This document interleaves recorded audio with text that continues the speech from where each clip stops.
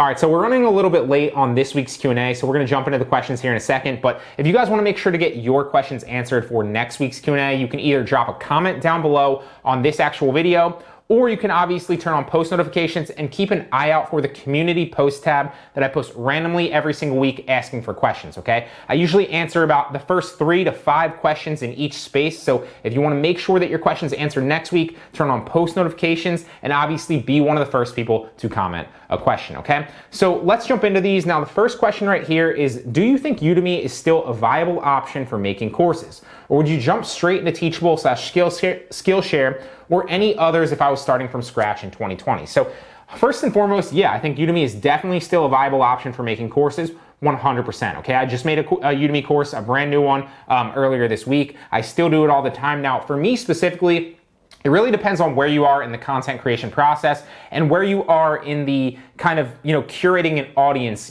process, okay? So if you're just starting, you don't have any followers or any audience, Udemy, Skillshare, Stack Commerce, Amazon Video Direct, places like those are gonna be your best bet because you can monetize your courses very, very easily, utilize their audience to actually siphon off people to your own audience so you can monetize while building an audience, okay? So I would make courses for Udemy in that specific aspect and then repurpose those same exact courses and upload them to other places as well, right? You can monetize in all of those places. Now, if you're starting and you already have an audience, well, then you really kind of need to analyze. I still upload with an audience to Udemy and all those other places, but you kind of need to analyze if you're creating 1 or 2 courses, where's the best ROI on both your time and where you're gonna, monetize the easiest and the quickest, okay? So if you have a big audience, then Teachable or Kajabi or Thinkific or somewhere like that, where you can kind of control your audience a little bit more, control your prices, and offer more value with the actual courses, might be your best bet. So it really depends on where you're actually at, but for 99.9% of people, yeah, I'd say Udemy as well as the other places, and just uploading that same exact course, just slightly altered for each platform,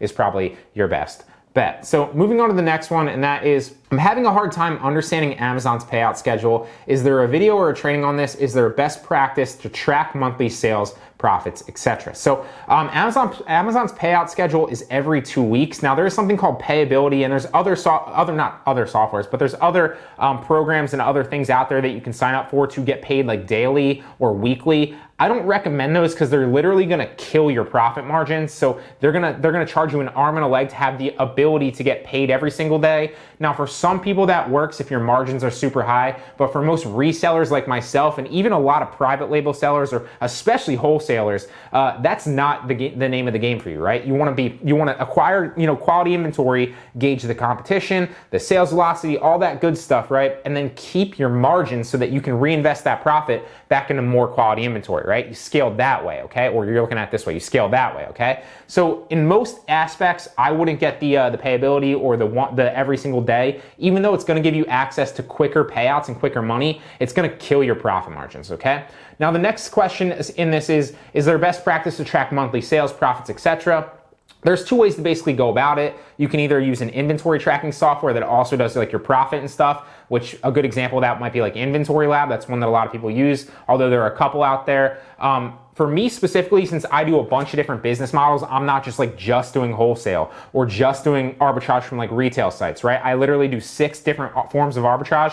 One of them is wholesale, it's a little bit more scalable, all the way down to like the coupon arbitrage, which is super beginner friendly. So for me specifically, I usually track with an automated spreadsheet, right? An auto calculating spreadsheet. I'll literally put the item in there and it just adds it up. What I paid for it, then what I sold for it, what my net profit is, tallies it all up and tells me exactly what it is. That way I can look back on the spreadsheets for each month and be like, okay, this is what I spent on this business model and these items, this is what I made, this is my profit margin, etc., etc. So for most people, something like Inventory Lab might be good if you're only doing like 1 or 2 business models, but for somebody that's kind of spacing it out and doing a bunch of them, and you want to see like which one's the most profitable, which one's, kind of got the best ROI on your money and stuff like that, it might even be better just to do it yourself and set up an auto calculating spreadsheet, okay? Now, I offer auto calculating spreadsheets for my students in Online Arbitrage Pro, but if you want it, you can just shoot me an email. I'll pop my email up on the screen right now. Let me know the business model, because sometimes people email me and be like, hey, can I get your auto calculating spreadsheet? And I'll be like, which one? I have like 6 of them, okay? So specify the business model or the business models that you want the spreadsheet for, and I'll just link it to you for free. I want to help you out, okay? On top of that, guys, like I said, I do 6 forms of arbitrage. I actually put together an entirely new case study basically documenting what those forms are and examples of products that I bought and sold for profit. So you can literally see exactly what I bought and sold and kind of take that information and put it into your own reselling business as well and learn a little bit about each one. I put together an entire case study that will show you that. That's going to be linked down in the description. It'll be the first link in the description for those of you that want to check that out, okay? Next one is Aliexpress or Alibaba safe to order? So it really depends on what you're asking for. Now, if you're drop shipping, which it sounds like you are because you're also asking about Aliexpress, what I would say is probably avoid that. Now, there's two ways to basically avoid that. If you're in the US or you're in a country that has suppliers near you, so for example, let's use the US, right? If you're drop shipping from the US, right? There's two ways to basically do it. You can either drop ship from like China or like other places like that, and then your shipping times are going to be completely terrible. Or you can obviously drop ship from the US suppliers. So if you go to Aliexpress and you sort through supply, like you type a product in or you go to a product category, there's actually things where you can sort through and look exactly for the suppliers in your country or close to you. That's what I'd probably recommend for you. So if you're doing that, then yes, it's still viable and safe. If you're not, you're kind of drop shipping from, China in this current climate, I'd probably stay away from that. So next one is just getting started on retail arbitrage. Early in March, I was hitting up Goodwill, but since that has been halted, I used your videos as a great starting off point for online arbitrage. Thank you and keep the videos coming. Just a quick question. Any tips on keeping shipping costs down or tips for shipping? I recently took your advice from one of the videos and made a free shipping on most of my items. Okay, so it really depends on where you're actually selling in this specific aspect. So if you're selling on Amazon, then yes, I'd recommend, just creating a free shipping template and then matching the buy box, right? So that way you're kind of getting the similar results as an FBA product, but then obviously you have to account to make sure that you're profitable shipping wise. Now, if you're talking about Mercari, Poshmark, or eBay, well, first and foremost, let's knock out Poshmark because the buyer pays the shipping on Poshmark unless you make a free shipping offer. So that's 99% of the time you don't have to pay the shipping on Poshmark yourself. So then that leaves either eBay or Mercari that you're probably talking about, okay? So in those specific aspects, what I would recommend to do is start off with, you can either offer free shipping like I recommend, and then kind of, start sourcing items that are cheap to fulfill yourself. So items that aren't big, items that don't weigh a lot, right? There's a lot of those out there, okay? Now, if you are sourcing, for example, bigger or bulkier, heavier items, then that might be an item that you want to charge shipping on, for example, right? So it's just recommendation. All of your actual individual listings don't all have to be the same. I usually have it set up that way, but like 95% of your listings can be marked up a little bit with free shipping. And then some of them, if they're bulkier or heavier, can, actually charge shipping on those. Okay. So that's probably the way that I'd go about it. And that's kind of how I recommend doing that. Next one is, hey Bryan or hey Bryan, do you think that writing an ebook on fitness can be a good way for passive income, or is it just a waste of time? So ebooks, I don't have a huge experience on ebooks. I know that I have friends that make good money with ebooks, although they've written them, probably like in fairness, like 2 years ago at least.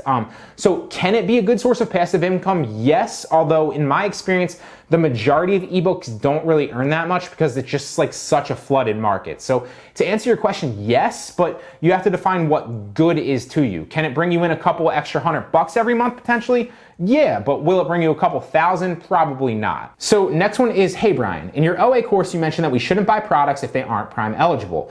VIPon seems to have great deals, but hardly any products I'm finding are Prime eligible. What's your advice? I'm looking to scale to at least 10 flips a day, but it's difficult finding products. P.S. I also bought Jungle Scout. So I actually remember this question, and I asked a follow-up question with this person to figure out which online arbitrage course they were actually in, because I have a bunch of them on Udemy that are kind of like beginner courses, right? So I actually have my main premium course, Online Arbitrage Pro, always linked down in the description. But he's actually in one of my beginner courses on Udemy where it's coupon arbitrage. And so I list all the coupon sites. So honestly, VIPon is one of the worst coupon sites now. There's probably, 15 to 20 that I recommend and kind of source almost every day. Now, I don't buy from them every day, but I usually check to see if there's good products on them. So the entire coupon arbitrage business model is not as lucrative as it used to be, although it is still a great place to source quality inventory super, super cheap and then kind of, scale up that way and build the initial nest egg. So two things on that. I would source the other sites that aren't VIPon. I still find them on VIPon every once in a while, but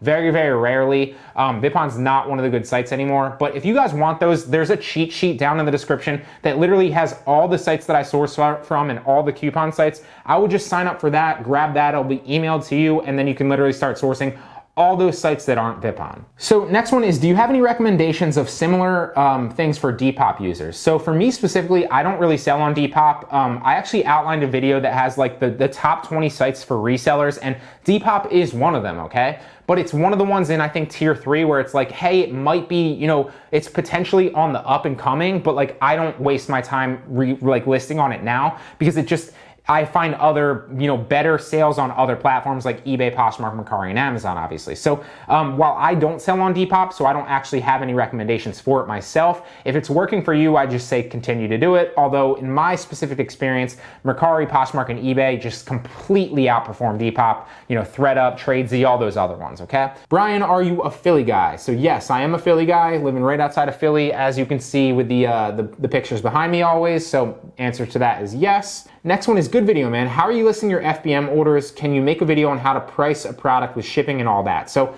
how do I list my FBM orders? The same way as I list my FBA orders, I just don't ship them into FBA. So I price them with a free shipping template. Now you don't have to do that. You can charge shipping, but for me, I think it looks a lot better on the actual landing page if you're competing free shipping against FBA.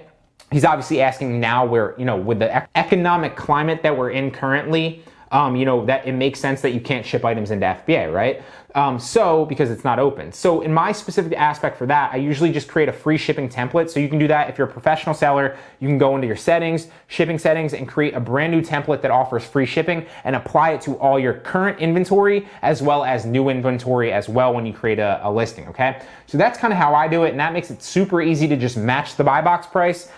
If it's an FBA listing, great. And honestly, a lot of the online arbitrage items and wholesale listings that I get on now, there aren't many FBA offers because there's just not a lot of people that are able to ship into FBA. And currently, right now, there's not a lot of FBA inventory. So I offer free shipping templates. I think that works the best. It's not hard to set that up. If you have any questions specifically, just drop a comment and I'll point you in the right direction. But I believe it's off the top of my head, I think it's settings up in the right-hand corner in Seller Central, then shipping settings, and then literally create new shipping template, and you just offer free shipping in that template, okay?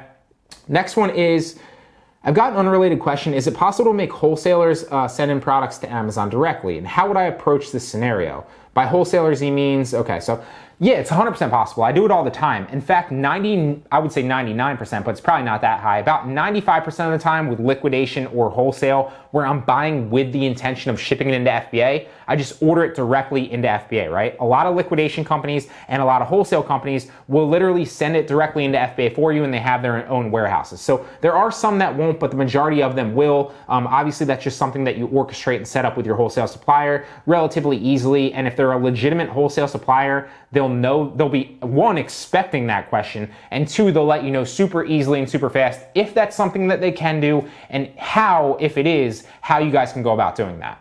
Next one is, I left a message on your other video. Is Simple Posture the same as Closet Assistant? So I've never actually heard of Closet Assistant, but if you say it looks the same, it might be. So Simple Posture is the automation tool that I use for Poshmark to share and kind of build my closet and make more sales. So I don't believe that they're the same, but I've never heard of Closet Assistant before, okay?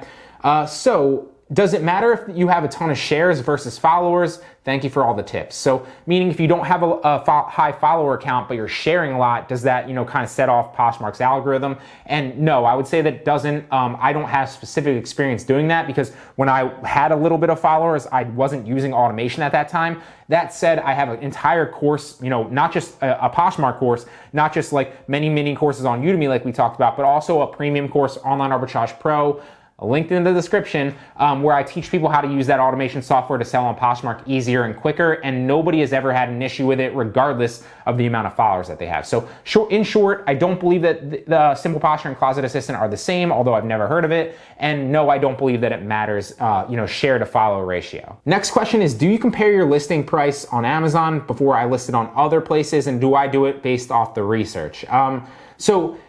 Most of the time, no. I don't usually price them specifically with it. The way that I do it in most cases is if it's like liquidation or if it's cashback, Well, not so much always liquidation.